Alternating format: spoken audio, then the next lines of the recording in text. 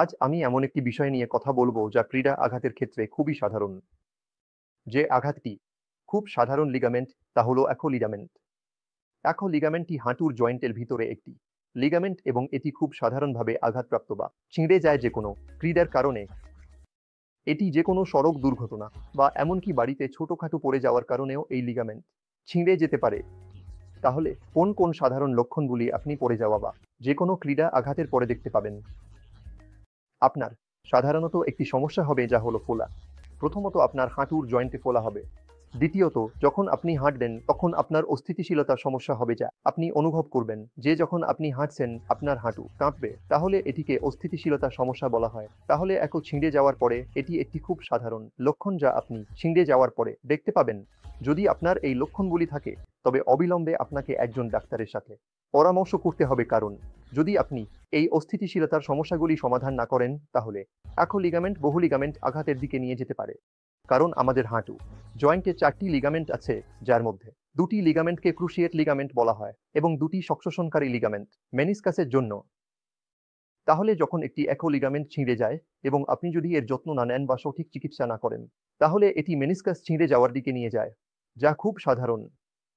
তাই যখনই আপনার কোনো উপসর্গ থাকে যা বিশেষভাবে আপনাকে অস্থিতিশীলতার সমস্যার উপসর্গ দেয়, তখনই আপনাকে অবিলম্বে একজন ডাক্তারের সাথে পরামর্শ করতে হবে। একটি স্ক্যান নিতে হবে যা এমআরআই স্ক্যান নির্ণয় নিশ্চিত করার জন্য। যদি আপনার একটি ছিঁড়ে যায় তাহলে ছিঁড়ে যাওয়া, আংশিক ছিঁড়ে যাওয়া বা সম্পূর্ণ ছিঁড়ে যাওয়া হতে পারে।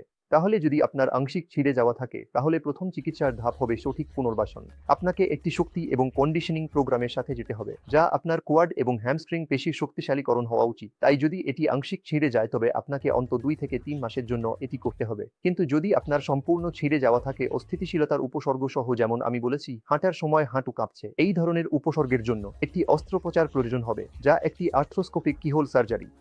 তাহলে এখন সর্বশেষ উন্নতি হলো এই লিগামেন্ট পুনর্গঠন করা। কিহোল সার্জারির মাধ্যমে আপনার হাঁটুতে 2টি কিহোল রেখে এবং আপনার উরুর ভিতরের দিক থেকে একটি গ্রাফট নেওয়া হয় এবং এটিকে হ্যামস্ট্রিং গ্রাফট বলা হয়।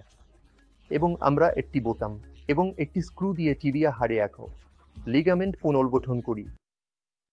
তাহলে এই পুনর্গঠনের পরে এখানে প্রধান গুরুত্বপূর্ণ অংশ হলো পুনর্বাসন অংশ, কারণ সার্জারি খুব সামান্য ভূমিকা পালন করে, যেখানে পোস্ট অপ পুনর্বাসন একটি বড় ভূমিকা পালন করে।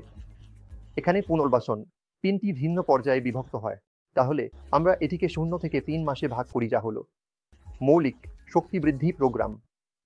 দ্বিতীয় 3 মাস হলো শক্তি এবং কন্ডিশনিং প্রোগ্রাম এবং শেষ 3 মাস হবে চপলতা এবং সহনশীলতা প্রোগ্রাম।